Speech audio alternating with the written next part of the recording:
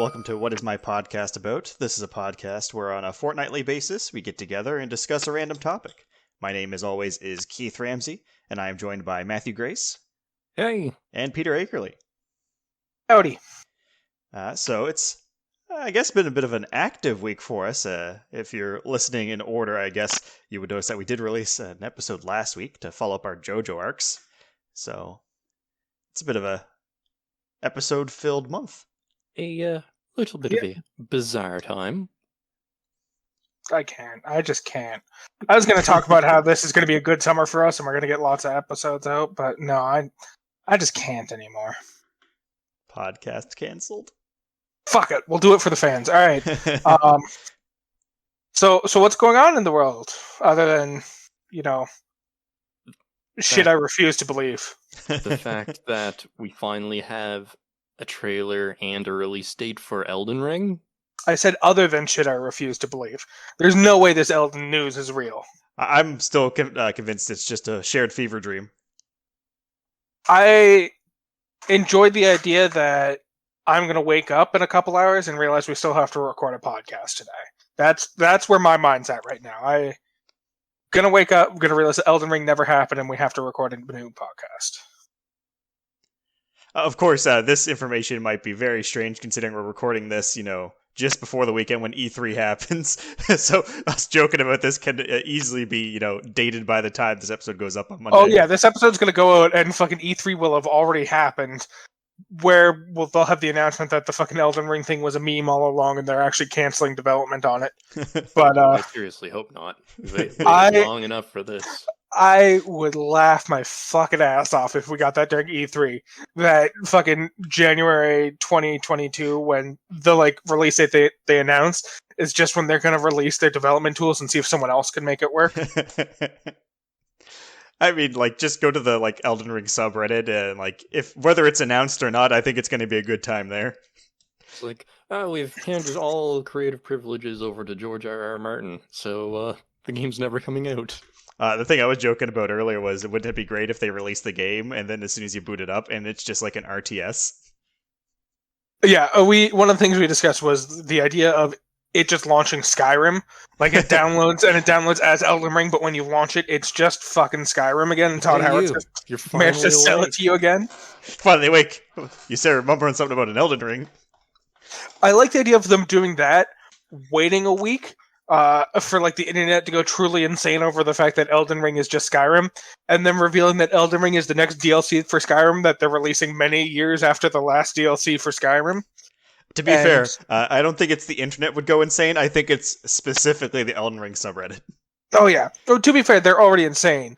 We were browsing through it, and fucking several hours before the announcement went live about Elden Ring having a release date, they were on the subreddit, noticing shit like the main website that Bandai Namco has for Elden Ring was updated earlier today, so clearly something's fucking coming that they're still hiding. And it's just man, that means someone was in there looking at the update logs and just refreshing on a daily basis, probably more often than a daily basis, and happened to catch this one before the fucking update went live. You gotta do it every 30 minutes just to be sure. Jeez, I feel bad for the people of that subreddit. Clearly they lost their minds a long time ago and no one's had the heart to tell them. So, not much has happened, but there was something I noticed that was kind of interesting, which I don't know what to think about. Kind of in the same idea of Elden Ring. Did you guys know they're doing another Jackass movie? No, I did hear about that, actually, yeah. Yeah. Which is... I don't know how to feel about this. Aren't all the guys... I haven't been reading into it too much, but I assume it still involves the same people, and aren't all of them, in their fucking 40s or 50s now? What the fuck? That sounds about right. It's, 10, 15 years since the last one? Yeah. Apparently it still stars all the same people. And apparently both Johnny Knoxville and Steve-O were hospitalized on the the second day of filming the new movie. Oh my god. Because fucking of course they were. You see... Yeah. There's Johnny Knoxville turned 50 in March, or 40 in March. Jesus. All right, yeah. Sorry, go on. There's a fundamental problem with the concept of Jackass existing in the modern age, and that's YouTube and Reddit. Yeah, Jackass existed because there was nowhere you could go to find videos of dumb people doing dumb things. Now everywhere you go, you're gonna find videos of people doing this kind of shit. Yeah, you don't need a movie about it anymore. I'm still gonna watch it. I'm just sad that it's still a thing that exists. That will exist. Eh, Potentially. Hypothetically. hypothetically. And I don't know if this has been announced for a while, but apparently Robert Downey Jr. is coming back for a Sherlock Holmes 3. What is people pulling shit from over 10 years ago and being like, this is cool again? I mean, I don't mind. Like, those Sherlock Holmes movies are really good. I suppose it depends on how they play it, because at this point, if they play it like 10 years have passed in the universe and Sherlock has gone through one of those mental breakdowns that he goes through in fucking storylines because someone died that wasn't supposed to die. I mean, the last movie ended with the Reichbach Falls, so he's presumed dead at the end of it. Yeah, so as long as they like take account for that, I guess so. But it feels to me slightly like they're confused about what to do to make money, because the fucking god damn it, the first one came out in I think 2009. So yeah, that's a series from fucking a decade ago. The second one came out 2011. Same year as Iron Man. Yeah, but they consistently made movies continuing the Iron Man fucking. Oh, that's exactly what it was. I've taken back my complaints. I now perfectly understand. They always wanted to make a third Sherlock Holmes movie. Robert Downey Jr. was too fucking busy, caught up in the fucking Marvel Cinematic Making Universe. more money than he'll ever need. Exactly. So they couldn't actually afford the time or the money to get Robert Downey Jr. to make another one. So this has just been on hold this entire time. Oh, it's not just Robert Downey Jr. Yeah, Jude Law is also fucking Watson. They couldn't get anyone for this fucking thing, and now they're hopefully have all the cast available again and are capable of doing it now that the cast has become available. Only time will tell. I'm more on board with this now that I realize how the timing worked out, and I can justify it in my head as not they're looking at a property from over 10 years ago, trying to make money again, and now looking at it as they've been wanting to make this for 10 years but couldn't afford Robert Downey Jr. You've heard it here first. The team behind Sherlock Holmes 3 actively convinced Disney to kill off Tony Stark so they could steal Robert Downey Jr. back. Oh, 100%. It was like the fucking Lord of the Rings with the creepy guy whispering in the king's ear all along, and it's just the fucking writer for fucking Sherlock Holmes just came to the Kevin Feige and is like, Robert Downey Jr. is getting real expensive. You should probably kill him off and get someone else to start taking over that role in the MCU. And Feige just kind of shrugged and was like, all right, sure, whatever. We got enough plot lines to work with. Well, I feel like the conversation more, he shrugs, he's like, wait, do you mean kill off Robert Downey Jr.? Because that's what you said, or do you mean his character? And the guy's like, fuck it, I don't care. And Feige was like, well, we're Marvel, we can do what we want. I guess we'll start with fucking Iron Man, Tony Stark, and see if we need to upgrade to Robert Downey Jr. to proceed. So much like the Paul McCartney of his time, he's been dead the whole time and the Beatles had a stand-in. Yeah. Fuck, that was dark. I'm sorry. And I guess the last thing that happened is just a couple days ago, we had the first episode of Loki air. Yep. I watched it. I assume Keith also watched it, and I'm going to go right off on a limb and assume Matt hasn't watched it yet. Correct. So, won't get into spoiler territory or anything like that, but I actually really enjoyed it. I'm looking forward to the series immensely, and I think it's building to big places. Well, yeah, I and enjoy anything with Loki. Well, the vibe I get from this series, like just from the first episode, is it's going to do a lot more world building than the Falcon and Captain. Oh God, why is the brain words not working? the Mephisto and Winter Mephisto. Thank you. The Falcon and the Winter Soldier. That one. Well, to be fair, that and WandaVision kind of set up those characters as Captain America and the Scarlet Witch. Scarlet Witch. Feige's even This said one- that this one's gonna like do a lot for Phase 4 moving forward. Those who felt like they did a lot of character growth and a little bit less for world building, although there's still the potential that WandaVision did a lot of world building that we just aren't aware of just yet. Yeah.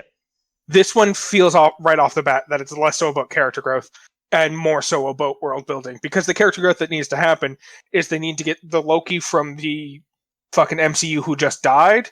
They need to get back to him via the Loki who just tried to take over New York. So the character growth is character growth we've already seen happen. It's more so the world establishing that needs to happen throughout the series. Yep. So it's poised to do a lot of that. They said the word multiverse in the episode, so you know they're building towards that. Well, they also fucking said multiverse war in Nexus. Yep. It's just going to be a whole fucking thing. What do you think, Matt? Are you looking forward to it? I am looking forward to it. And Also, one thing- usual, I'm gonna wait until it's finished airing so I can binge it all. One thing I will tell you, without going into anything else, they hit the Mephisto button real fucking quick in this season, because literally in the first half of the first episode, Owen Wilson's character asks a little girl who did a bad thing, and the little girl's like, he did it, and she points to a stained glass picture of the devil. So they're jumping onto the Mephisto train real fucking early in this series. So I feel like I should also mention that the showrunners, specifically after the episode came out, just were like, clearly, we didn't plan on anything Mephisto happening in this series. Yeah. They're like, It's just "There's kinda no- funny that I know it looks like Mephisto, but there's no Mephisto. It's just funny how that fucking happened in the first half of the first episode. There's no Mephisto until everything is Mephisto. Although something the showrunners did say, which is something to look forward to, but don't get your hopes up too high. But they did state that when it comes to cameos and like reference stuff like that, they were told they were allowed to do pretty much anything as long as it was contractually allowed. Interesting. See, that's even less of a promise than we got from fucking WandaVision about the cameos. And we all know how that one turned out, so I refuse to acknowledge the concept of cameos in these shows. Well, what they were getting off of that, like the speculation that's popping up from that one, is we could see characters from other Marvel properties that weren't MCU. That's fair. Implying that, like, the multiverse that is, possibly out there, we might see things from that start popping up. Oh, so one thing I will say, because this is a less of a spoiler about the series itself and more so just an explanation of what the TVA is the whole point of the TVA is they try and prune branches off timelines of, like, the timelines diverging and going all wild. So their whole goal is anytime something happens that's not supposed to happen, they delete that timeline, essentially. So I think it'd be real fucking funny to take some characters that people are wanting to see in the MCU and put them in one of those branches that just gets pruned. It's like, nope, we're never actually seeing that character. We put that character in here explicitly to show that we're removing that character from the MCU. No, Charlie Never gonna Cox! happen. Oh, God. Dabbing Hulk, how we will miss you. I don't think that's getting pruned, actually. No, I think they explicitly said everything that happens in Avengers Endgame was supposed to happen. So Dabbing Hulk was always planned and intended. You heard it here. The Time Lords, or whatever the fuck they're called, fully approved Dabbing Hulk. Oh, Jesus. Well, enough of that crazy stuff. I think it's time to get into our topic. Some different crazy stuff. Yeah, this shit is still kind of crazy, what we're about to talk about. Yeah, so for this one, we all played Resident Evil Village. Let's rephrase and say we all experienced playthroughs of Resident Evil. Yes, that is a more apt descriptor. But we all have different levels of experience, too, because my understanding is, Keith, you 100%ed it. Yep. I did 3 playthroughs, and I got approximately, like, 3/4 of the achievements. And Matt, what's your experience with the game? I watched a playthrough. Cool. But before we can get into this, there was a dynamic I established that has to happen from this point forward. So, Matt, I need you to briefly describe what is Resident Evil Village. All right. As briefly as possible. So, the protagonist is assaulted by the people who saved him in the previous chapter. and then he's thrown out of a car in front of a castle where there's vampires and werewolves who aren't actually vampires and werewolves, and they want his baby. Yep, I give behind that. Yep. If you've That's seen all- Dimitrescu, you know what's going down. Yeah, 100% accurate. So yeah, this game is pretty much a direct sequel to 7, just as stated. So most of the gameplay mechanics and like characters are, straight pulled over.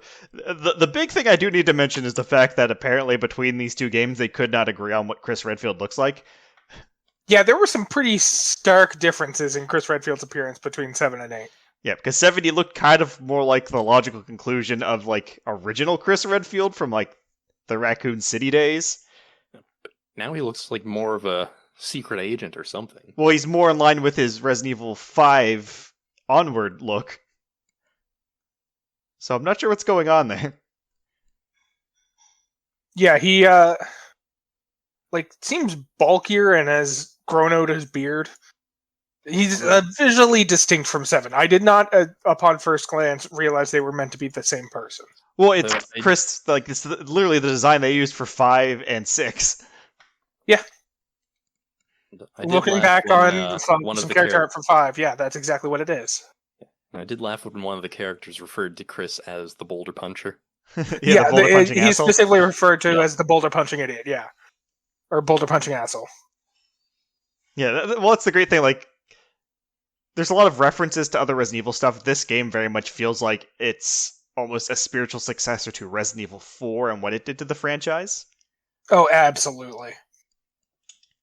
But yeah, they call him boulder punching asshole because, as most of you would know, in Resident Evil 5, Chris punches a boulder to save Sheva, which people started questioning, well, how does Heisenberg know that Chris did this? And I'm like, how does anyone in the world not know that Chris did this? That would have been all over the news. Yeah, that's the kind of thing that, like, if that happened, I would tell everyone I goddamn knew that had happened. Like, that would be the first thing I would be introduced to someone and be like, hi, nice to meet you. My name's Peter. By the way, that Chris Redfield guy, he punched a boulder to save someone's life. You hear about that? That's cool. It was in a volcano. Yeah. Yeah, to clarify, I'm not saying if I did that, I would tell everyone. I mean, if I just knew that thing happened, I would tell people I knew. So, there's a baby in this one. Yeah. It's all about... In Resident Evil 7, you're saving your wife. In Resident Evil 8, you're saving your child. As far as you know, your wife's dead. Yeah, because you're having a nice little family together time with you, Mr. Ethan Winters, and your wife, and your baby. The word nice is a bit of a stretch there, Matthew. What do you mean? You didn't enjoy Baby Simulator? I'm not saying I didn't enjoy the game. I'm saying there was something very clearly off from the moment that scenario started. I like the part where I walked the baby into the front door and then we was like, hey, fucking watch it! I'm like, okay, fine. Jesus. I enjoyed the part where there's an achievement for playing soccer with one of the balls on the floor, and I didn't realize I could put the baby down before getting the achievement, so it's me carrying a baby around while trying to kick a soccer ball through a window. It was a whole fucking thing. But yes, it literally starts off with Mia reading your child a very creepy bedtime story about a child who got lost in the woods, and the forest animals helped her out until she started taking things, and then the forest animals killed her for taking too many things. Well, that's not exactly true. We just don't get the rest of the story until later on. Yeah, it's close enough. Because if I remember correctly, the story has to do with the mother and the father showing up, and then the father dies killing the witch. I'm sure this is not relevant to the story at all. Of course not. It's not like the... What were the ones? Fucking, the bat. There's a bat that gave blood, and then there was a mist lady that made clothes. And then there was a fish that gave it scale. Yeah, there's the fish man. And then finally there was the giant mechanical deer that got really angry for some reason. Well, because she took a golden cog, because everything she'd been given by the previous ones was the only golden item they possessed. So she saw a horse that couldn't talk and was like, oh, you're presenting me with a golden cog. Clearly you're trying to give that to me. And so he got very pissed off, and that started all the problems.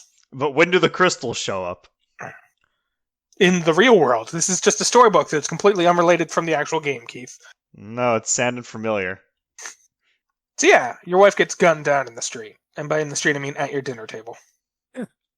by Chris and his goons. I think you mean Wolfhound Squad? Yes, Wolfhound Squad. His goons. Which is, from our perspective at this point, very odd considering Chris is the one who saved us in the previous game. I mean, I think it's fair just to ask right now. Did any of you guys think Chris was actually a bad guy? No. God, no.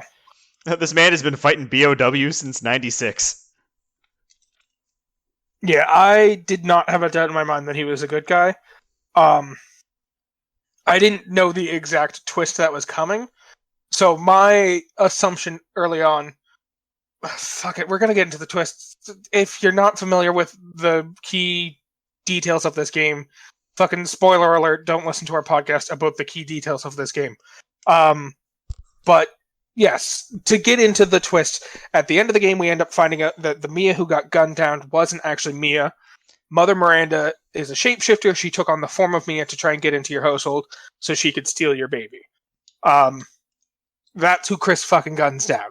That is not where I thought it was going in the beginning because I was not aware of the fucking Mother Miranda twist that was coming down the road. So my assumption was that Mia had somehow been indoctrinated because there's a line about her going off the reservation and kind of becoming one with the locals. She reads this weird fucking storybook that was presented to her by one of the locals. The food that she's cooking for your family is a traditional local meal from the region. So the assumption I came to wasn't that Chris was evil or that Mia was actually Mother Miranda. The assumption I came to was that Mia had been indoctrinated by these people and was going to end up just giving your child over. Well, the thing that I'm still like not even sure on is how long was Mia Miranda? I like to imagine that you guys had been together for like a couple months, and Miranda kept trying to take the baby and just kept getting thwarted by Chris, just like generally asking where she's going. So Miranda was just living as your wife for multiple months, just like waiting for her opportunity. I want that as a sitcom now of like Miranda pretending to be Mia and just trying to get the baby constantly and like just the random hijinks. Yeah, because Chris helped them relocate to where they're living there at the beginning of the game, right? Well, specifically through the BSAA connections. Yeah. So I'd assume that it's like Mia just went out one day when they got there, and then that's when Mother Miranda came along and did the old switcheroo. But yeah, it's not really specified at all in the game when it happened. Yeah, I like to imagine that's why she looks at Chris with so much disdain at the end of the game when you first actually like run into her and she reveals that she's Mother Miranda. I have to assume it's because she was living with Chris for such a long time. She's like, God, I finally get to say it. You're a lousy roommate. You never do the dishes. And like that's why she was so pissed off and tore out your heart. Do you mean Ethan? Yes. Yes. And also he doesn't have a face. The opening sequence makes it very clear that you never see Ethan's face. I mean, it was the same in 7. You didn't see Ethan's face. He does have a face, though. There is a face. It's in the renders and all that. It's just they don't show it in the gameplay for some reason. So, like, a lot of people were like, oh, is it going to be, like, some big reveal? And, like, he's actually, like, another fucking Wesker at this point? No. No, he's just got, like, a dude's face. He just looks like a normal fucking guy if you, like, see any of the renders of his face. He's just a dude. He's just a guy. Although this game definitely does turn a bit from Ethan Winters into Ethan Chad Winters. Yeah. Yeah. We learned throughout the game that he's a little bit less of an everyman than we were led to believe in earlier games. By earlier games, I mean Resident Evil 7. We go into this one kind of thinking of him, to quote a friend, as Ethan Everyman. He's not very much of an everyman once we kind of get into the game a little bit more. He's Ethan the only man. Yeah. As in the only man I need in my life. He's Ethan Chad Winters. He does what he wants. He goes where he pleases. He one-man armies into the enemy stronghold and takes everyone out. He gets his heart ripped out and then stands up and goes to kill the woman who took his child because that's what matters most in the world. Not having a heart, having his child not be in her hands. The more jarring point is earlier in the game when he his gets his hand cut off. Yeah. And then he just puts it back onto his stump and pours a little bit of the chem fluid on it. Not even Not even that. That was jarring. The much more jarring is ever so slightly before that, when he gets impaled on hooks through his hands, and his like puzzle-solving method of getting out of it is just tearing a hole through his hands with the hook. The That funny he thing, can't be hung anymore. the funny thing about this too is like I probably should have figured it out because since 7, like Ethan is like just a sucker for punishment and taking the hard way out of all these problems. But I get hooked onto the thing. I'm like, okay, this is a Resident Evil game. Let's look around the room, see if we can solve this puzzle. There's a lever over there, and then I see the mark next to my hand. Like, oh no, no, not like this. No, as soon as that much damage started happening to Ethan, I knew that he had to have been infected by the mold or something during the events of 7. What? Well, to be fair, the whole twist, which the twist is, hey, Ethan, you've been dead the whole time. You're just a mold mutant. I wasn't surprised. This twist is only for Ethan. Yeah. It's pretty fucking clear because most people can't like stick their stump to their hand and then dump water on it and be perfectly fine. Or in It's not a 7, he thing- does it with his hand gets reattached, his leg he has to reattach, depending on if you're bad enough to get cut by Jack the first time. Yeah. But Ethan's just like, super water. Great for reattaching limbs. Everyone can do this, right? Yeah. But later in the game, it is revealed that he is killed at the beginning of 7. The most impressive part of it is I had to turn my resolution way down because my computer's not great. So it didn't even render a line where his sleeve had been cut. So it looked like the mold not only reattached his limb, but also like perfectly tailored his clothing as well. I mean, did a pretty good job at fixing up his clothing. And to be fair, how the mold works is we've seen multiple characters when they die as the mold, their clothing also calcifies and destroys with them. So there has been the speculation that his clothing is also mold. I don't believe this because that's stupid. He's like Ethan has no idea that he's infected. He thinks he's just a normal person that can reattach limbs. Which He's kind of just implies very he's intense. probably been taking his clothes off and putting it back on at some point in time. Unless he And- thinks everyone just magically changes their clothes after the incident. Yeah. But I think it's more so that the mold isn't just like fixing organic things, but like, it also, has blocked off walls and stuff. So it could just be that he might have just naturally repaired the clothing as well without even noticing it. Yeah. But yeah, Ethan being infected, not a surprise. Ethan being dead, that one, I'm like, oh. But I guess the same way he's kind of dead in the same way that Wesker's been dead since Resident Evil 1. Yeah.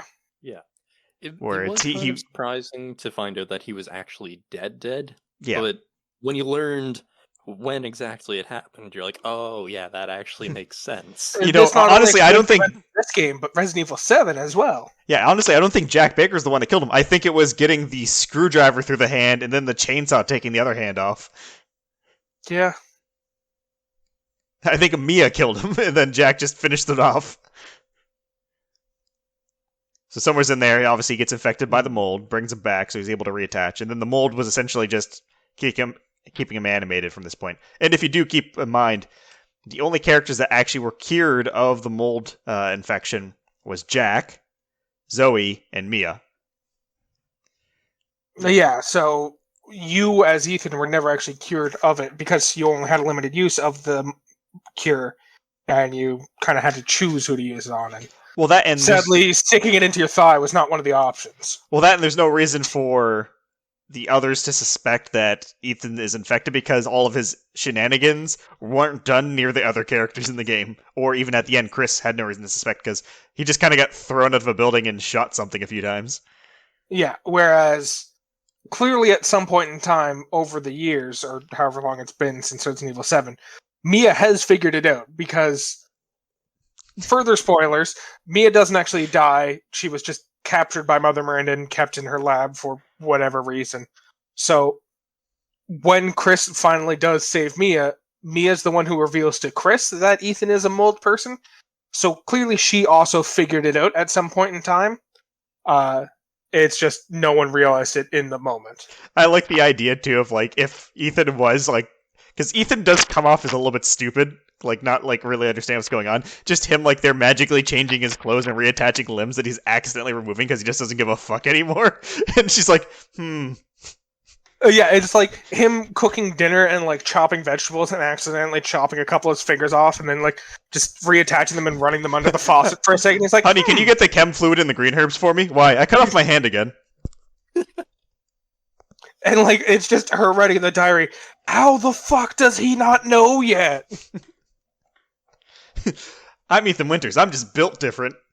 But yes, Ethan Winters isn't the only member of the Winters family who has mold-related powers, because that's the whole reason everybody's after his daughter, is because since his daughter is a daughter of Mr. Mold and Mia, who was infected by the mold at one point.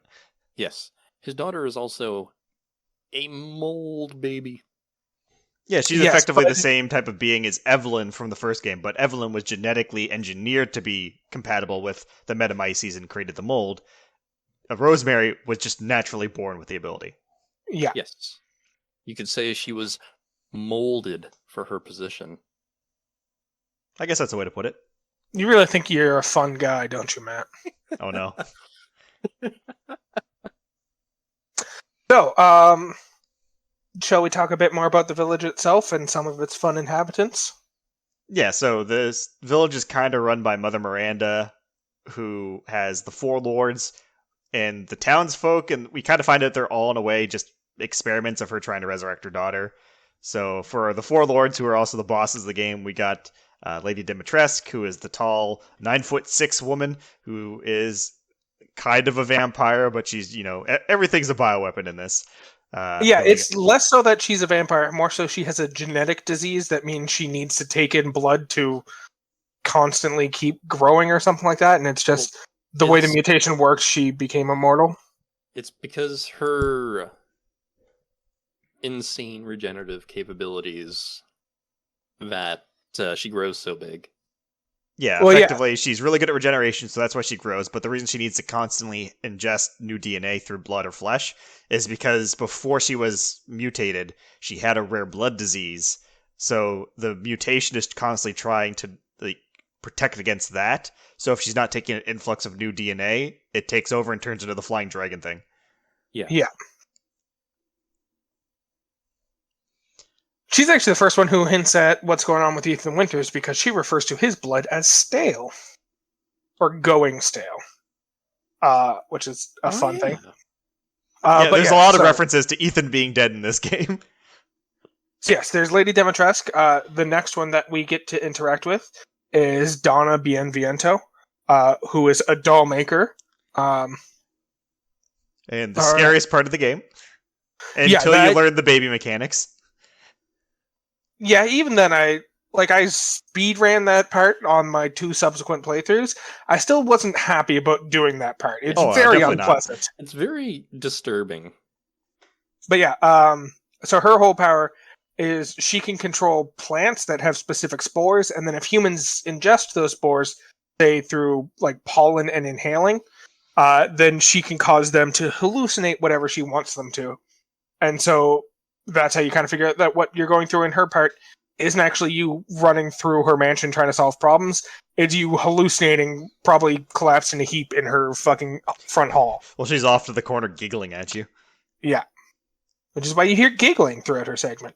Well, not constantly, but whenever you get close to one of her dolls, you hear giggling. It's just unpleasant. Third one is Dr. Moreau, which is a fun little nod to the Isle of Dr. Moreau, the guy who combined animals with people and did weird science experiments. It's a fantasy novel. That's not just an actual person who did that. Oh, I get it, because he's a fish. Yep. Also, if you read his notes, he was combining Metamyces with people making lichens. Yeah, he was the one creating the lichens because essentially Mother Miranda created the Cadou, which was essentially, or Cadou, which was a form of the Metamyces that could be implanted into people to cause mutations. And Dr. Moreau was the scientist working for her who was responsible for actually implanting them into people and studying the results. And then last but not least is our good friend Heisenberg. The best of the bosses. Definitely. And just all of his stuff is just so great. I found myself smiling stupidly or giggling at it. Yeah. He was legitimately, first of all, the most powerful of the bosses because he is essentially Magneto in that he controls all magnetic fields because he has electrical organs. Let's not get into the mechanics of Yeah, it. he has electrical organs that are attached to his nervous system that allows him to influence magnetic fields. Yes, that was the mutation he got from the Kidoo experiment. But he is insanely powerful because of it. To the point where the way you defeat him is Chris makes a plastic sled that shoots bombs, and that's what you kill him with. Also, I just want to point out that he fucking says, I need you to stay under the radar, and then immediately gives you a tank. Yep. Yeah. Yeah, it's pretty ridiculous. He's also the one responsible... Sorry, go ahead. Yeah, but also, at some point, I can't remember if it's before the Heisenberg fight or after it, when you find Mother Miranda's laboratory. And it's after the Heisenberg. Yeah, it's when you play the Chris section. Okay, Yeah. right, yeah. And she has notes on each of the four lords, and how she's looking for a suitable vessel. And while Heisenberg was a good vessel, she just didn't like him. Yeah. I feel like it was mutual. Yeah. Because we also find Heisenberg's journal, in which he says that he does not like Miranda because he cannot trust her. And he has the Middle Army to try to liberate himself. Yeah, so he was doing his own experiments. Rather than implanting people with Kados, he was essentially building robotic soldiers out of people by putting machines inside them, and planning on using that to defeat Miranda. Also, I think my favorite Heisenberg thing is still when you first go to the factory and he's trying to bargain with you, and was it Strum is just in the background making noises, and he's like, oh, sorry, just give me one moment, opens the vent, will you shut the fuck up? Yep. Sturm, the guy with the giant propeller on his chest who cut off his own arms because he's very stupid. Yeah. But as soon as Heisenberg just moved away from the vent and didn't bother closing him, like, oh, he's going to drop us in there, isn't he? Oh, yeah. The moment the camera pans away and you realize you're sitting in a chair with your back to the pit, you know no matter what happens, you're going down that pit. And you do, and it's fun. I do like how Heisenberg likes you, and he gives you one last chance, like, come on, join me. And then Ethan's just like, I'd rather take my chances in the pit. Thanks. To be fair, I think we all know Heisenberg was 100% going to betray you at the end. Oh, yeah. Like, if you did agree to go with him, you were going to go kill Miranda, and then he'd stab you in the back and eat your baby or something. Yeah. He'd eat your baby to gain her power. Yeah, he wanted Rose's power to beat Miranda, but you wanted to save Rose, so your interests aligned to a point, but never connected. Oh yeah, he wanted to get her powers activated so she could do all the crazy shit. Yeah. Which is hopefully what Resident Evil 9 is going to be. It's just you playing as the daughter doing crazy shit through magical powers. I mean, that's what the end makes it look like. Probably. So which was your guys' favorite segment of the game? Between the village itself, Dimitrescu's castle, Bienvento's mansion, Moreau's reservoir, and then the factory and the stronghold. 6 different segments. I liked the section in Dimitrescu's castle. Yeah, I think most people are going to say Dimitrescu's castle was definitely the fun because it was the most flushed out. Well, yeah, it was definitely the biggest one because that's the one where you're kind of establishing yourself the most, and then the rest of them are a lot shorter. I'd say, well, the castle and the factory are the 2 biggest areas.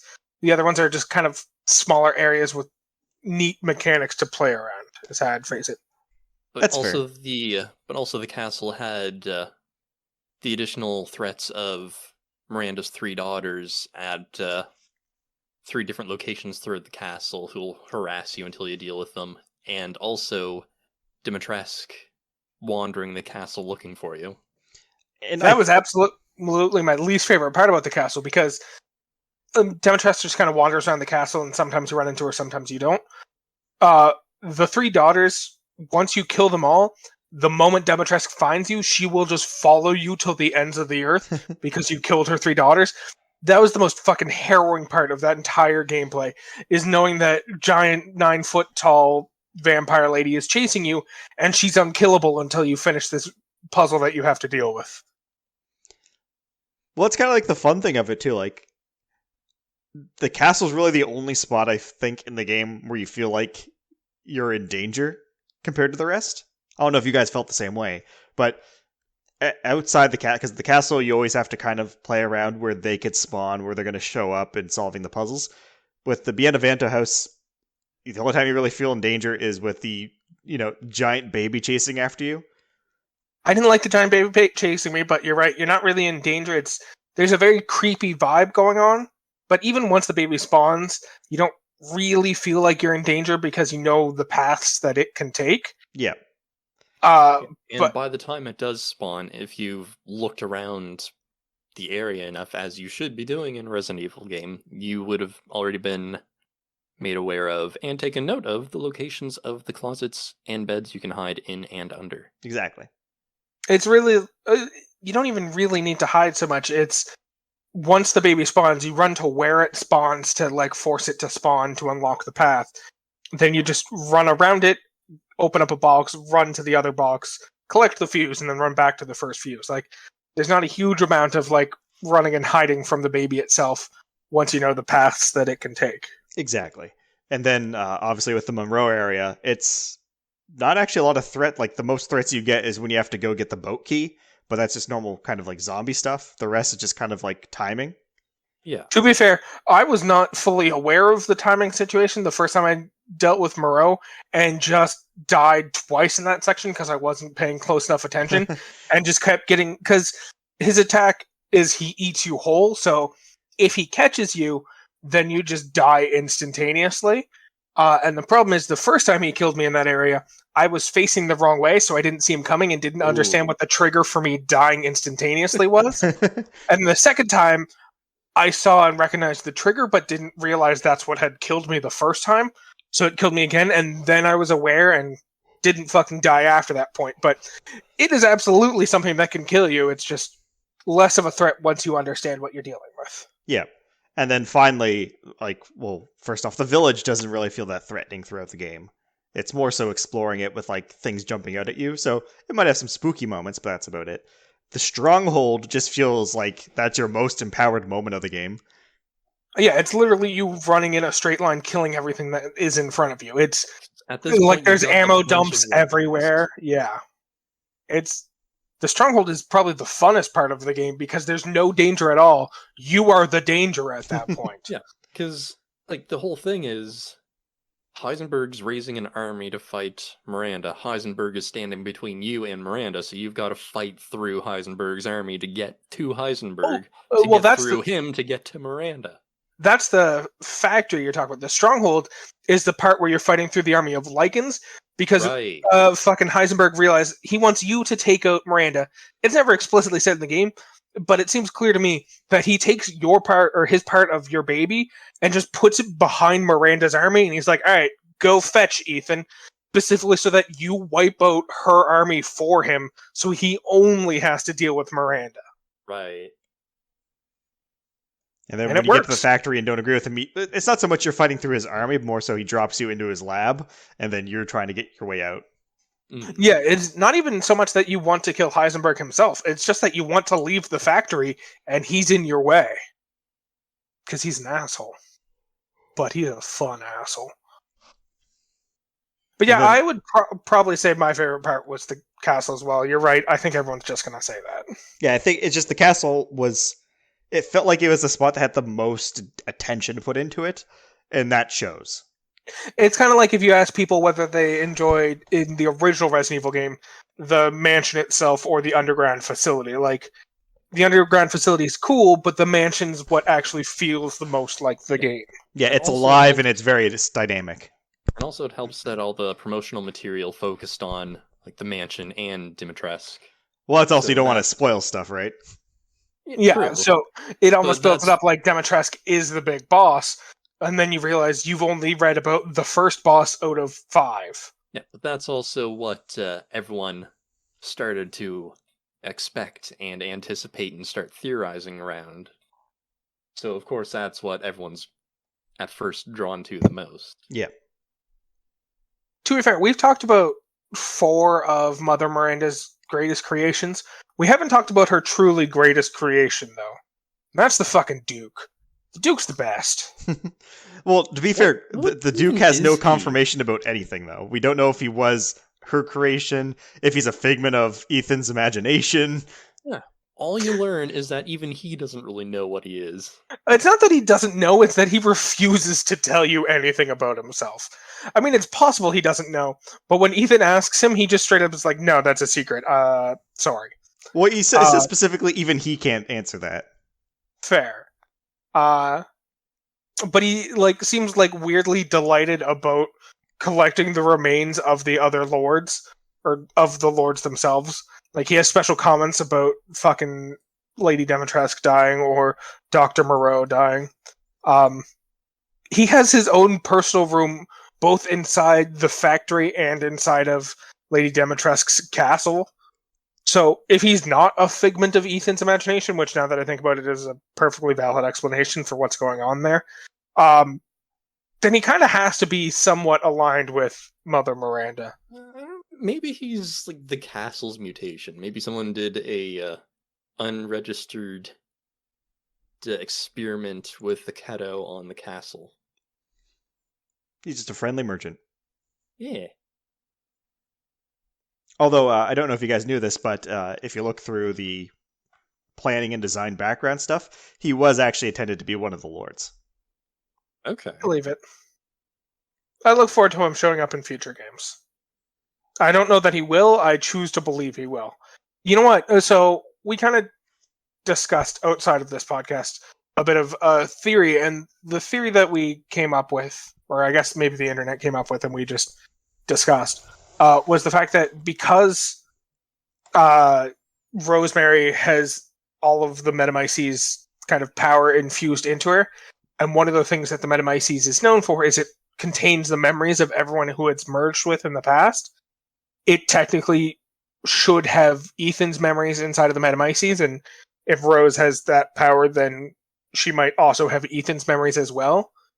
Which does mean, even if the Duke was entirely a figment of Ethan's imagination, there is room for the Duke to show up in the next game. Ooh. Just as, it transferring Ethan's memories of his wild imagination into Rosemary now, too. Yeah, because what this ends up doing is we find out that the mold is pretty much a genetic modification of the Metamyces. So whatever is going on with this trilogy of 7, 8, 9, it's focused around the Metamyces infection specifically. And if you remember from 7, there was the afterlife conversation that Ethan had with Jack. And this kind of explains that, because where the mold works the same way as the Metamyces core, it shares the memory between all of them, also hinting at the fact that, Ethan's been fully infected by the mold. So all those powers should transfer over. So it's not just that Evelyn was born from the mold, which means she should have that ability as well, just like Evelyn would have. But she was, because we haven't actually mentioned at this point, Rose was broken up into 4 flasks, and you had to go collect them all. We kind of mentioned it in passing by saying that's what Heisenberg did with his piece of her, but yes. She was fit into 4 flasks, which were labeled torso, heart, arms, and legs, which still kind of leaves out the head, but whatever, we'll not acknowledge that right now. I think it was torso, head, arms, and legs, actually. Yeah. It could have been, but I could have sworn it was heart. Oh, it was head. My bad.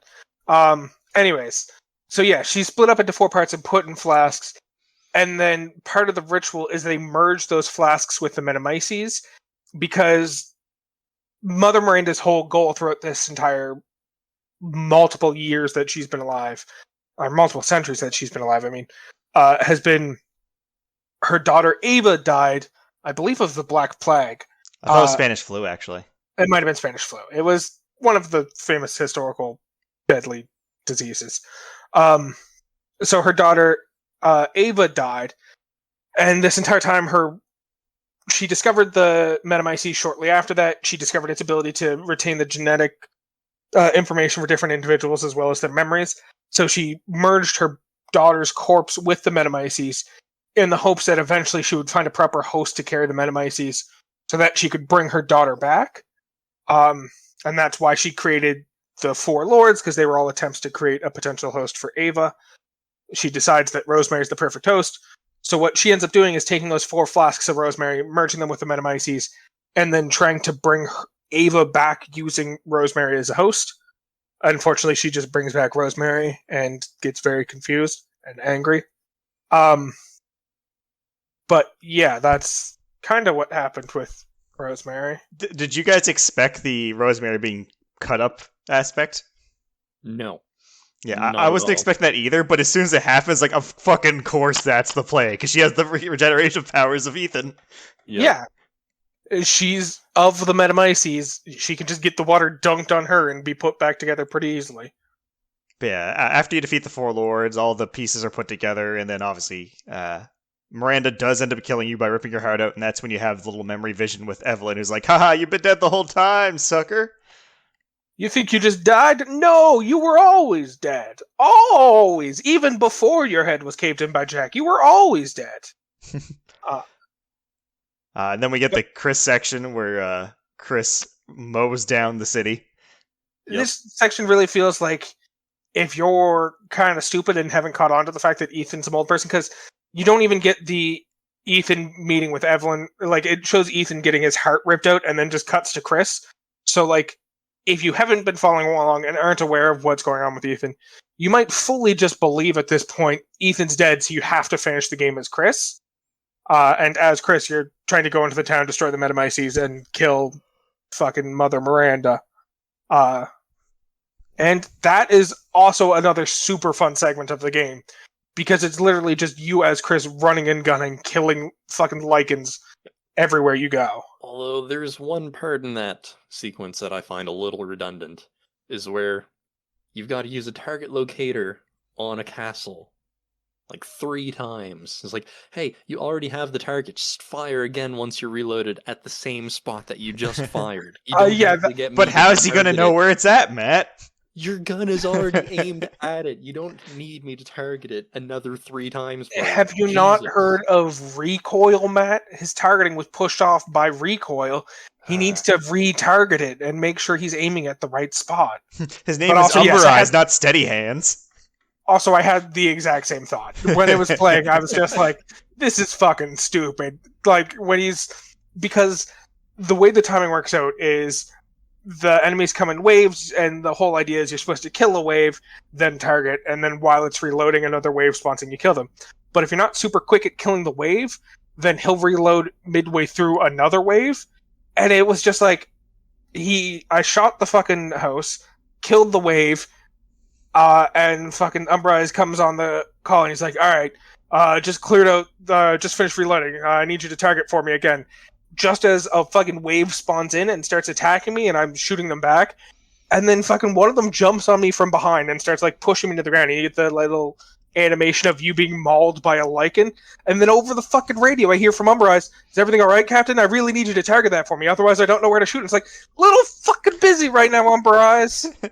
Is it out of batteries? Is it not working anymore? Yeah, I think he specifically asked if it was out of batteries. It was just like, how about go fuck yourself? Is that an option? Maybe they shouldn't be running on batteries.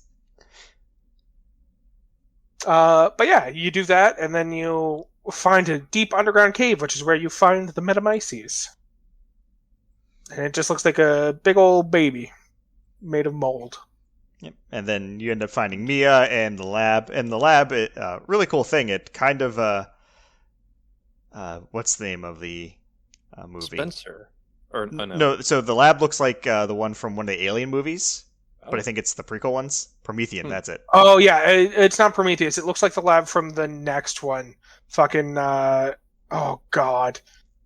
I can't remember the name of the movie, but it's the one right after Prometheus. Yeah. The only difference is instead of xenomorphs, it's, experiments with the Kadu and all that. But also you learn that... Alien Spencer. Covenant, that's the one. Spencer, the Oswald E. Spencer, the founder of Umbrella Corp. One of them. One of the founders was a student of Mother Miranda's after she saved his life. Yeah, he just fucking steals her crest and is like, that's gonna be my company logo. Yeah, and we learned that his viruses that he worked on stemmed from the mold originally. Well, yeah, it stemmed from her work. And he even calls her out and he's like, your work's interesting, but you're all about trying to save a single life. I want to change the world forever. That's what I'm doing at Umbrella, so I need to kind of ignore your work and do my own thing. And it's just like, I know how that plays out, buddy. You're it's not going to work out well for anybody mean- what you're trying to do. Technically, he does change the world because the Umbrella stuff kind of shifts the world moving forward after the raccoon incident. Yeah, I didn't say he didn't achieve his goal. I said it's not a good goal to try and achieve based on the way it plays out. But yeah, we find it like he did like do a lot of medical stuff with Miranda. He doesn't stay on the mold itself though, because he ends up finding the flowers in Africa that end up becoming the progenitor virus, which becomes the G, the C, T. the T Veronica. Mm-hmm. Yeah, the mold inspires him, but he ends up basing it off of the progenitor virus in Africa. Yeah. He deems the mold not effective for his purposes. A little too specialized. Yeah, which kind of leads it to be the third game might be entirely about another Metamyces colony, but given that we've now gotten rid of what is presumably the original Metamyces and the variant Metamyces in Louisiana, it's also entirely possible we'll go back to dealing with Umbrella directly in the Resident Evil 9 as well. Well, I guess that brings us to the end of the game, because there's definitely a lot of speculation moving forward, because what ends up happening is, yes, Ethan comes back after getting his heart ripped out, but he pretty much uses the last of his mold powers and the regenerative capability to finish off Miranda, which kind of also killed him. So Chris makes it off with Rosemary and Mia, obviously. And during the Chris section, we forgot to mention it, but the BSAA shows up to try to fight off the infected while Chris does his thing. You can also tell that at some point in time over the previous years, Chris has become very not fond of the BSAA. He has some very negative things to say about them when he sees them showing up, asking what they're doing, meddling in this situation. He's stopped working at all with them, whereas in the past he was loosely associated with them at least. Yeah, well, he's a founding member of the BSAA, actually. Right, yeah. And now he finds out they're even using fucking BOWs to invade this village. Like, yeah, we find out that the BSAA soldiers that were sent in were all BOWs. So it's also entirely possible that less to do with village and more to do with the BSAA, because it's entirely possible something's going on at their headquarters that caused Chris to have such a negative opinion of them, and also to cause them to start using BOWs. So, well, I was actually thinking the same thing, because one thing that also bugged me was, why did the BSAA fucking put Ethan and Mia so close to Mother Miranda if they knew who Mother Miranda was? Yeah, the fact that they sent in orchestrated the whole thing, like the attack on the transport when they were transporting Ethan and the Ethan and Rose and the corpse of quote unquote Mia. Well, the thing of the truck was essentially what happened with the truck. It wasn't an attack from outside. It was the corpse of Mia that they thought was the dead Miranda. Right. Just, I'm not dead anymore. Haha, I was joking, and then killed everyone. Yeah. Because they specifically she can mimic any living thing. We didn't suspect she could also mimic the dead version of that. Yeah, we didn't expect her to mimic a corpse. Yeah, so she's the one who kind of attacked the convoy and stole your daughter from it by attacking from the inside. But yeah, I would not be surprised to find out that Umbrella or some other shadowy person or group infiltrated the BSAA and started pushing them towards darker agendas. We already have the name of the shadowy group, and it's the one from 7, the Connections, the one that Baker Boy was working for and Mia had worked for. So I speculate that the Connections is probably in some capacity taken over the BSAA. Yeah, that's entirely possible. And so, yeah, I don't think it's impossible it will involve the Metamyces some way, but I don't think it's going to be directly about another Metamyces colony. I think it's going to be more about the Connections and their involvement with the BSAA. To be fair, it could be linked to the Metamyces still, because the Connections were the ones who created the genetically modified Evelyn, right? So they might still have... They definitely have all the data that they got from the brother in 7. So that they could have possibly got samples of the Metamyces still that they could be using. Yeah, and they could easily, with said potential samples, set up a synthesized colony of the new variant, or whatever new variant they make. Which on that same thought, if they're making BSAA soldiers BOWs, having them linked by the mold with regenerative powers and be able to communicate mentally, that's like super soldiers right there. Yeah. So I What I meant wasn't that it's not going to involve the mold.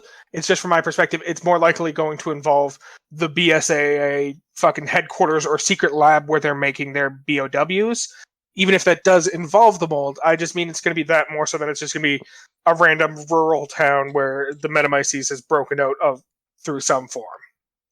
And that whole super soldier level BOW type thing also seems plausible, because at the end, when we get that little last bit with Rose, we get a tidbit we get a hint that she is quite powerful, as they have trained snipers ready to take her out on the drop of a dime. Well, yeah, that's the thing, right? She should hypothetically have all the same powers that Evelyn had. On top of that, she went through the Metamyces, so whatever powers that entails as well. And a little interesting thing here. So, obviously this game ends with the father's story is now done, speculating that it's going to be Rosemary that is the protagonist moving forward in some capacity, or at least her story at the very least. And we know Chris is looking into the BSA, so the idea is that she's kind of a part of Chris's special unit now, trained by him to deal with whatever's coming. And that's what the end of the game is taking you to. So the big thing, that question that people are having going forward is what capacity this whole Rosemary ability thing is going to end up happening. And some people have speculated we're going to get like a 15-year time jump, which is an odd thing to do in Resident Evil because a lot of the old guard characters kind of get forced out due to age. Yeah. Mm-hmm. Where Chris was putting it 15 years further in the future, it's going to hard to have him be an active boulder punching part of the story going forward.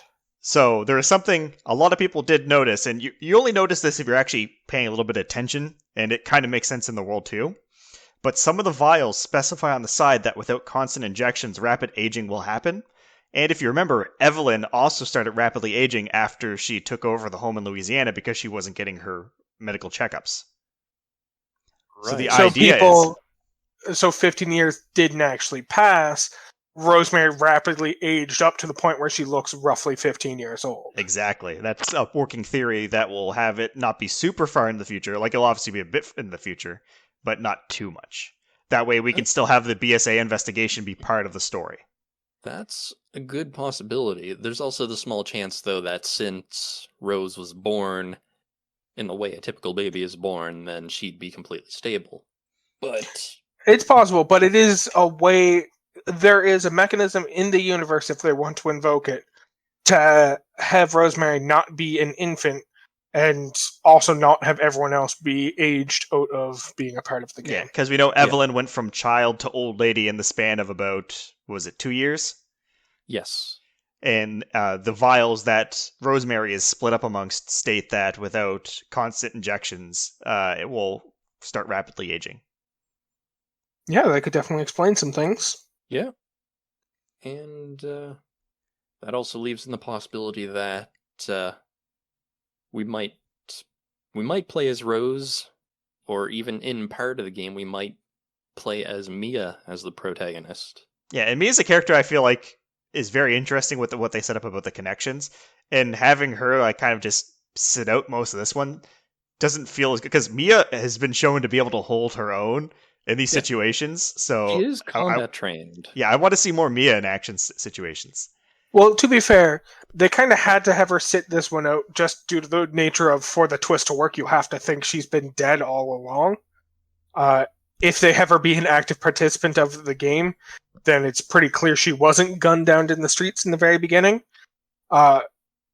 So there's a logical reason why Mia wasn't actively fighting alongside you throughout this game, but yeah, it would be very nice to have some segments where you got to play as Mia in the upcoming game.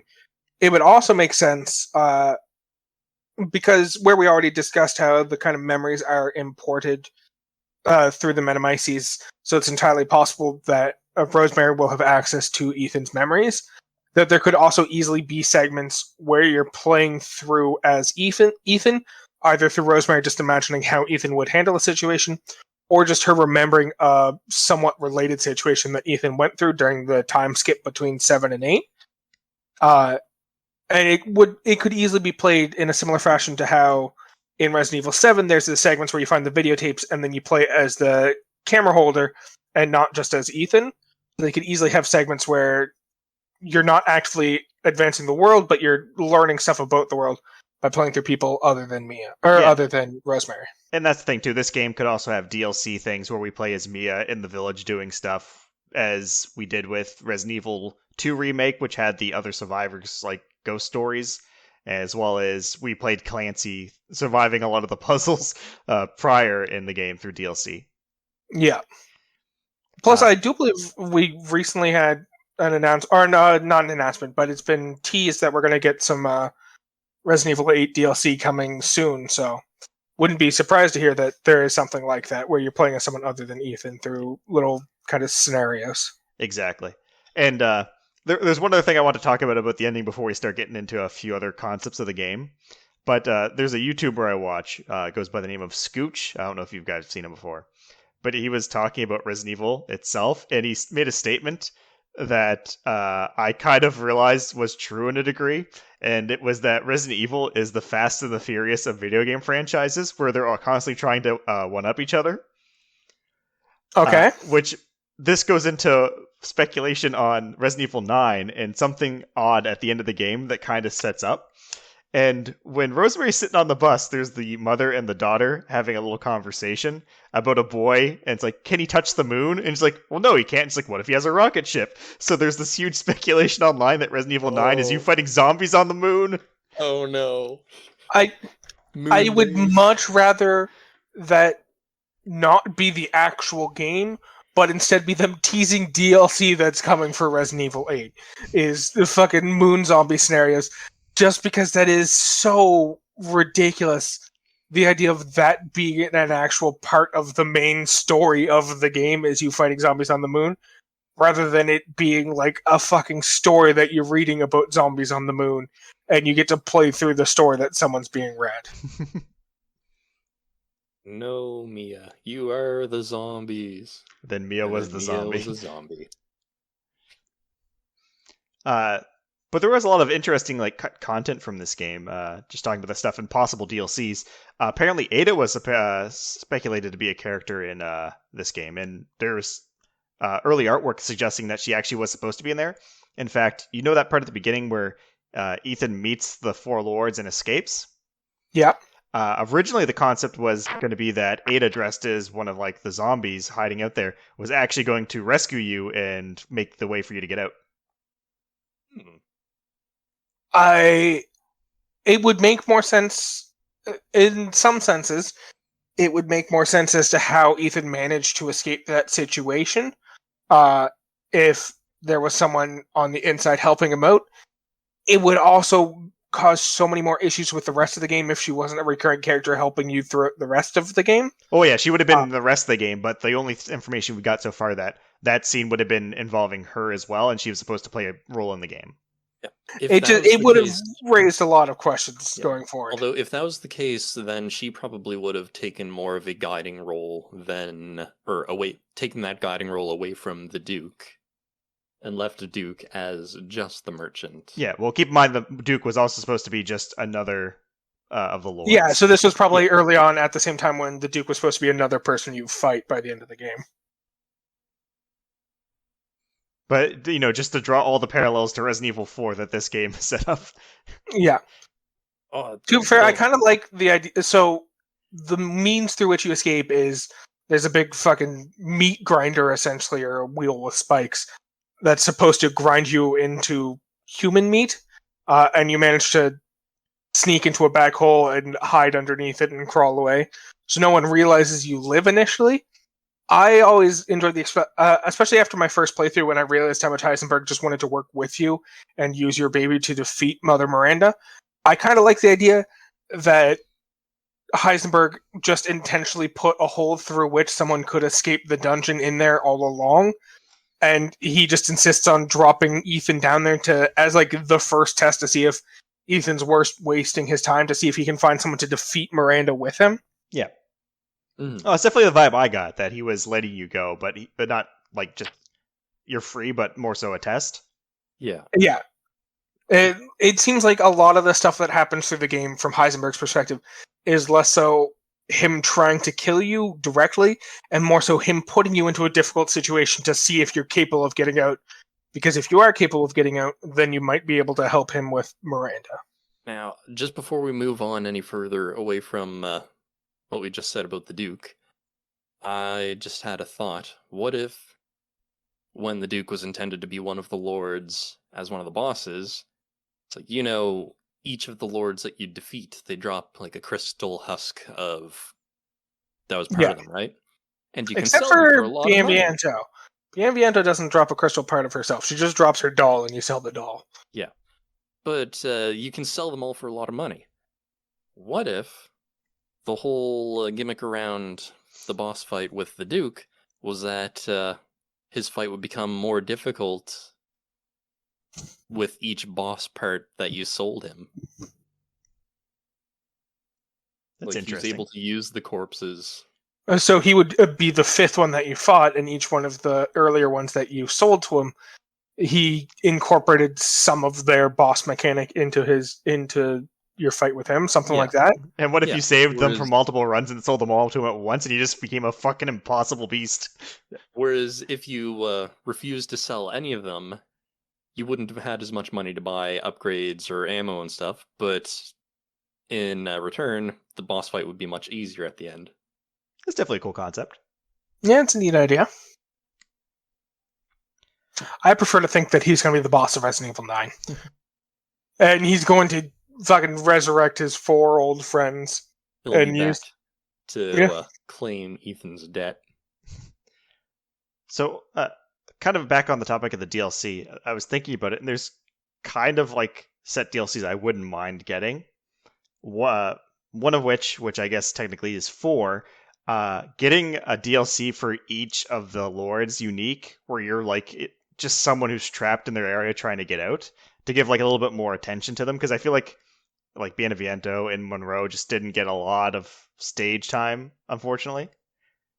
And, like, I feel like there's kind of already stuff built into that. Like, when you're going through Bienviento's part, one of the, like, NPCs you keep reading about but never hear or, like, directly interact with or see is the gardener that worked for the Bienviento's house. So they could very easily have you playing as the gardener who's going through that.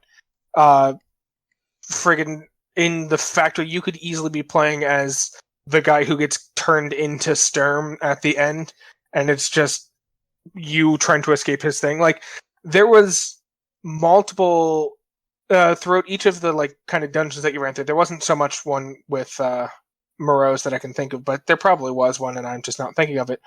But in each one, if you read like the dialogue or the diary entries that were around there, they talked about like towns members who had been a part of the household in the past and like their tragedies that happened to them, but it never went into the specifics of like all the bad stuff that happened to them. It's just like there was someone who was interacted with around here and like it didn't go well for them.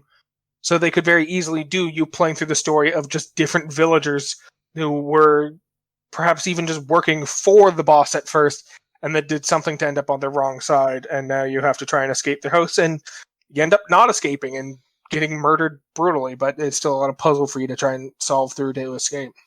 Yeah, I would like one for each of them. A Mia DLC if possible. And back on the Ada thing, they could actually still say Ada was involved with the story in some capacity, but there's no reason for her to get involved with Ethan specifically. Yeah. She's usually used to set up future games anyways. Stealing random viruses or samples. That is true. I like the idea of just kind of ludicrous fucking scenarios that Ludicrous in the game? Not ludicrous the fucking rapper, but like ridiculous situations of Yeah, like Resident Evil 7's DLC where you played the relative of the Baker family and literally punched your way through the swamp. Joe Baker. Yeah.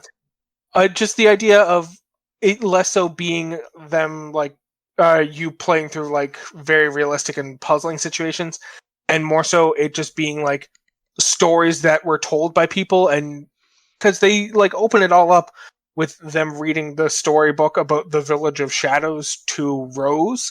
So I like the idea of it just being them reading other stories to Rose before she grows up, and you just playing through ridiculous situations involving Rose, or just play through as like Ethan dealing with like her reading a story about clowns, and now you just have a whole clown scenario where you're killing killer clowns, and it's just unpleasant for everyone. And I don't know why I chose clowns, because that one actually really upsets me the more I think about it, but I can't stop talking now. Or even DLC about how Mother Miranda first found the village and what happened to the village when she first arrived there. Well, she's always been in the village. Yeah, the village was kind of built around her initial lab. Because she found the Metamyces in the mountains, and then built her lab to study it, and then the village kind of popped up around that. Yeah, right. But you could still have it be about the early days of the village. Because she has been there for hundreds of years, so... Yeah. And the villagers all think she protects them. But they're just experiments to her. Yep. Mm-hmm. So, out of the 4 lords, do you guys have a favorite one? Let's readjust that question, because obviously the answer we've all already stated is Heisenberg. Actually, Heisenberg's not my favorite. Okay. Jeez, my monitor turned off for a second. I was nervous that my computer was going to just die again. Heisenberg's the most fun. I think the most interesting one is how I'm going to choose to address the question. Is probably actually Dr. Moreau, from my perspective. I was going to say Moreau, too. I just like the idea of him starting off like less so as Miranda's like a test subject, because the other ones all were very clearly test subjects who showed promise, and so she made them lords of hers. You kind of get the feeling, based on the diary entries you read, that Moreau was initially a scientist who was like doing the test for Miranda and ended up having to get tested on himself to be allowed to stay in the town. So I found him really interesting. Yeah, like he's a joke, really, when it comes down to it. At the beginning, he's the one you just immediately steal the thing from, and he's like, "Oh, please don't," because he's too busy throwing up and watching TV. Yeah, the first time you come across him, that was literally the funniest part of the whole game to me. You just sneak up, and you see him just watching TV, and you reach through the window and grab it, and you're like, "Hey, I'm taking this. Peace." But like at the same time, like he's almost feels inspirational too, because once he turns into the monster and he's chasing around his area, he's like, "I'm the best." I'm like, man, I can't hate this guy. He literally goes from being the Lord who you immediately take his fucking item from to being the Lord who one-shots you. None of the other lords that you interact with 100-0 you. Everyone else like deals damage to you and fucks you up. And like there'll be cutscenes where they can defeat you if you fuck up things. But he is the only one who in a single attack will put you right to the dead screen if in nothing else happening. Like he's kind of goes from being the little shitter to the most terrifying one very quickly. And it was all confidence. Yep. Now, my favorite lord is Dimitrescu. Yeah, of course it is, you fucking pervert. Sorry, that was uncalled for. For what reason do you find her to be the best? Well, because, like, as I've already stated, she was the one who was most built up before the game released, but also there was quite a bit about her lying around in the castle, and we got tidbits of, like how you were saying you wanted DLC about how servants were going about their daily lives and then got on someone's bad side. There were tidbits about how servants were just doing their jobs, and how the lords, like, or how Dimitrescu and her daughters reacted when they made a little mistake. And they're like, oh, that servant disappeared that night. Never saw them again. Opened a window or some other shit. Yeah. It just seemed like Dimitrescu had more space to be fleshed out at the beginning of the game.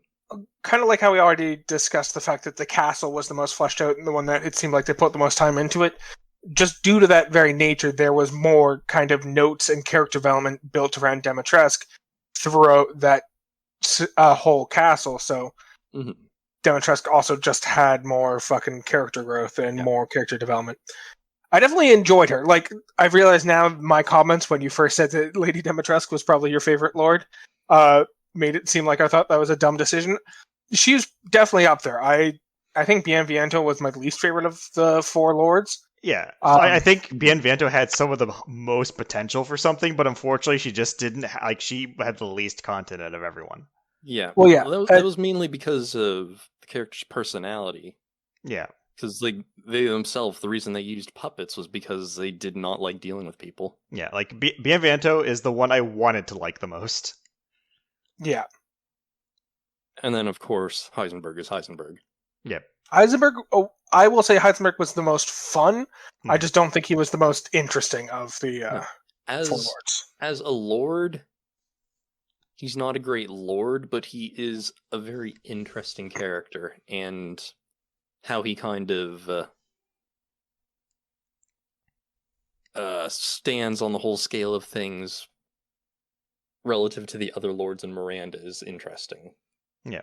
Well, yeah, he's just such a huge juxtaposition from the other lords, because as you're going through the other lords, anytime you, once again, you get this delays with Bienvento just due to how her character works. But, Dr. Moreau and Lady Dimitrescu both very clearly look up to Mother Miranda a huge amount, and you get dialogue lines and fucking journal entries from both of them where they're talking about how they want to be her favorite child and all that stuff. And then you get to Heisenberg's factory, and it's just him talking about how much he really doesn't like Mother Miranda, and how none of them are her actual children, and how it's kind of ridiculous how much the other lords look up to her. So it's a very stark difference between him and all the other lords. Yeah. To the point where, he feels less like a boss, because the whole idea is you're fighting through these people because they support Mother Miranda, and then you're fighting Heisenberg not because he supports Mother Miranda or is going to stop you, but because he's going to try and stop Miranda on his own, and the way he's going to do it is going to not work with your own individual plans, and it's just... Mm-hmm. Yeah.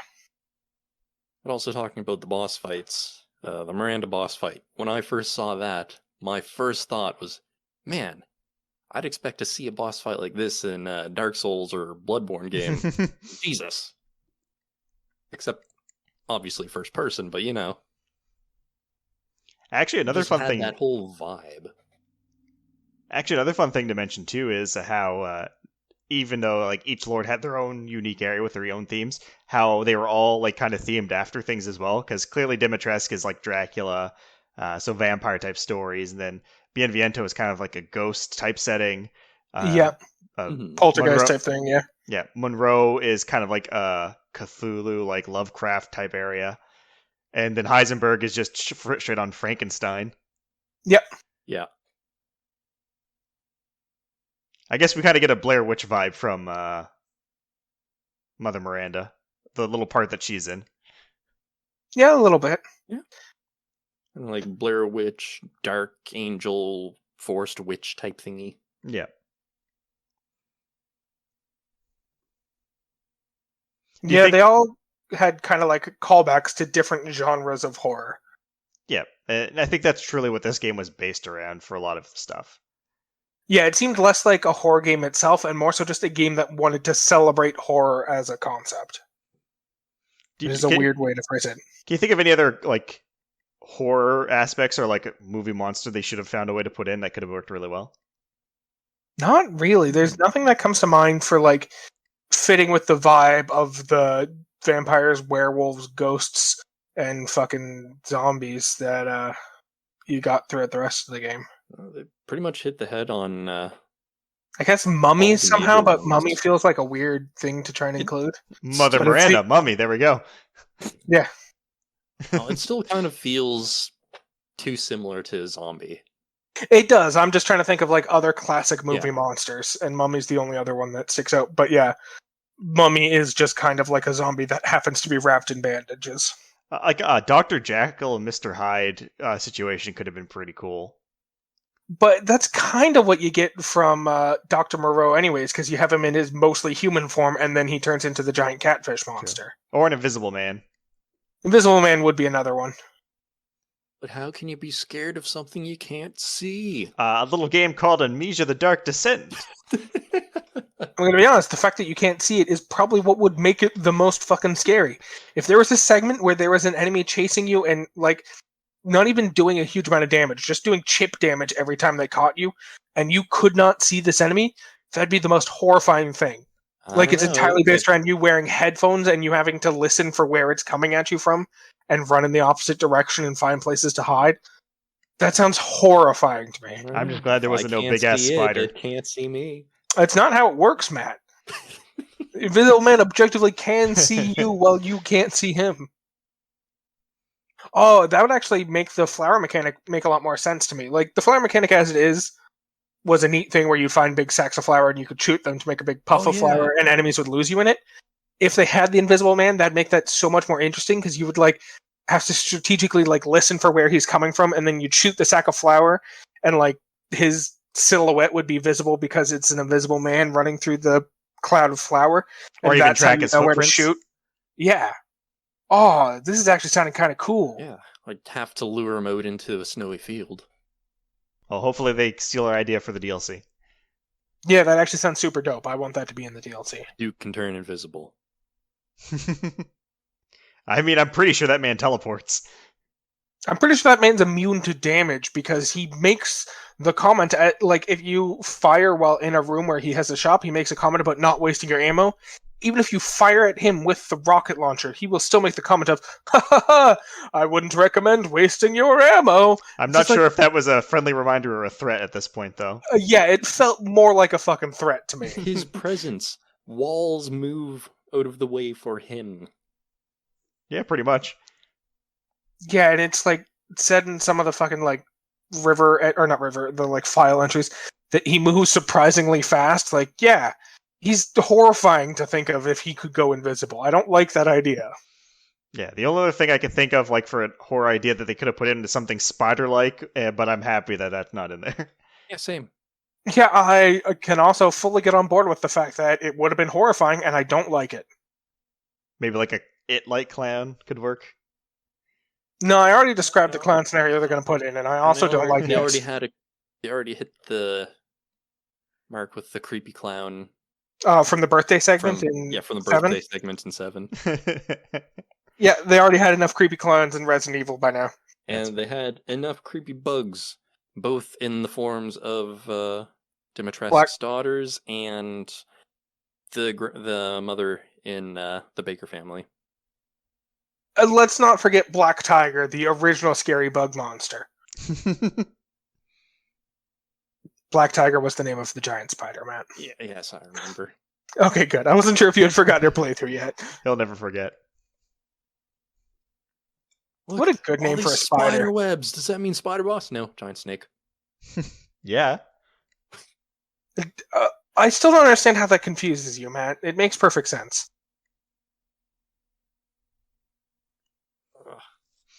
Well, I guess the only logical thing to do at this point now is, do we have any questions? Yeah. How did Ethan carry the Goblet of Giants? That thing is massive. Because he's a Chad, that's why. I love how, in my mind when that happened, I expected it to be kind of like the beginning segment when you're carrying Rose and your hands are occupied with that. And so I assumed it was going to be something like that, where once you pick up the Goblet of Giants, you would have to have your hands on that so you couldn't shoot or kill anything. And so that would make that segment kind of force you into going to the factory after that point. I love the fact that you just pick up the Goblet of Giants and immediately just stick it in your attaché case, and you're just done with it. It's there. Forget about it. I was so positive you're going to just take it and shove it up your ass. No, I am relatively confident that's not where Ethan kept everything. I think probably the best question to ask here is, what classic movie monster or horror movie should have been a section in the game? Yeah, we covered the major ones, but can you think of one we didn't mention, or can you think of a better way to invoke one of the ones we did talk about? Can you think of a smarter way to handle the mummy monster if they decided to include a mummy? Yeah. Let us know. So with that, I think we should address our question from last episode, the Star Wars one, which was, if the Star Wars prequels were Neapolitan ice cream, which movie would be which flavor? And we had a comment on this one on Instagram from Tachi Camargo. So her breakdown was episode 1 is the strawberry, because it's the worst. Episode 2 is the vanilla, because blah. And episode 3 is chocolate, because it's delicious.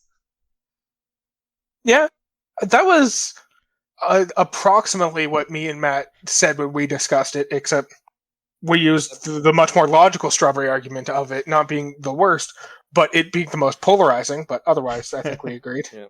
And vanilla is the finest of the flavors. I must correct that mistake. Yeah, I think vanilla and chocolate should be reversed there, but this is her opinion, I guess.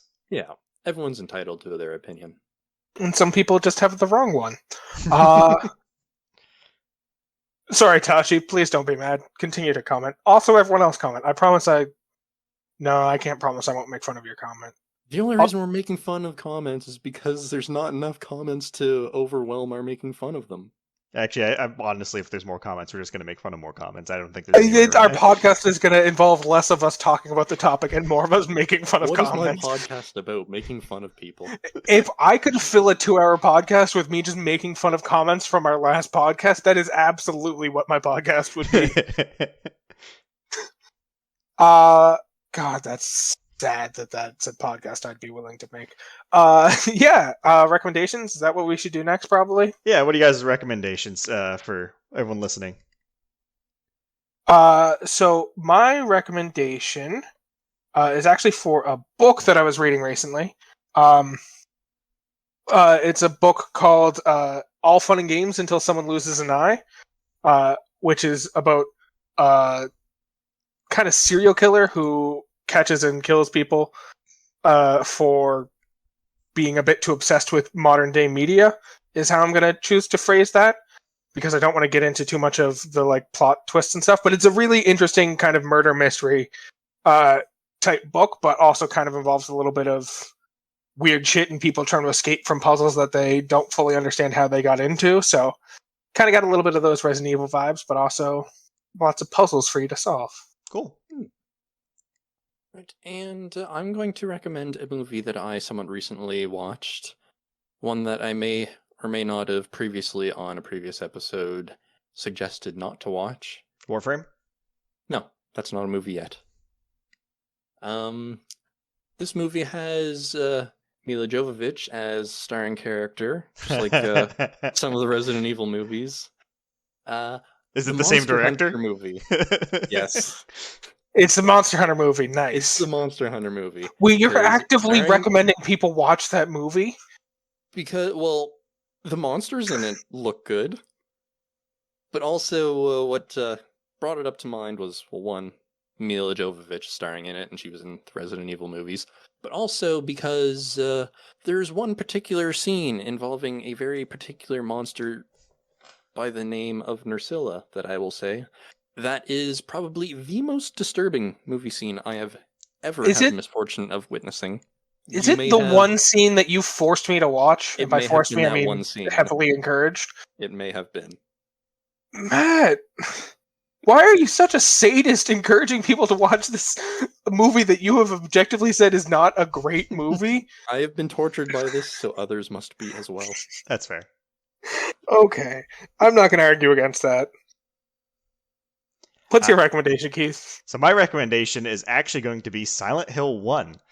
Because I found it actually shares quite a few themes with Resident Evil Village, even though Village is heavily based off Resident Evil 4. The whole concept of a father doing whatever it takes to rescue their child in the most horrifying of circumstances actually tell a really good story in Silent Hill. Yeah, I don't know how much we've talked about the Silent Hill series in general, but it is definitely up there in the horror video game genre, to the point where Resident Evil, at least more recently, has gone a lot more down the action RPG path, or not RPG, but just the action path more so than the horror path, whereas Silent Hill has largely stuck to its horror guns. So that one's definitely a very good series out there. And the first one was super enjoyable and kind of sets up a lot of the themes that are reestablished throughout the rest of the series. Yeah, and it shares surprisingly a lot of themes with Resident Evil, Village specifically. Yeah. So, with that, let's take a look here. No one has correctly guessed the episode yet, but make sure to check out the Instagram each week where we do put our hints up online. If you can guess it correctly, you'll get a shout out on the episode when it goes live. And of course, if you have any recommendations or suggestions, you can always send those to our email at whatismypodcastabout@gmail.com, spelt the way words normally are. Of course, we also upload to all podcast platforms as well as YouTube.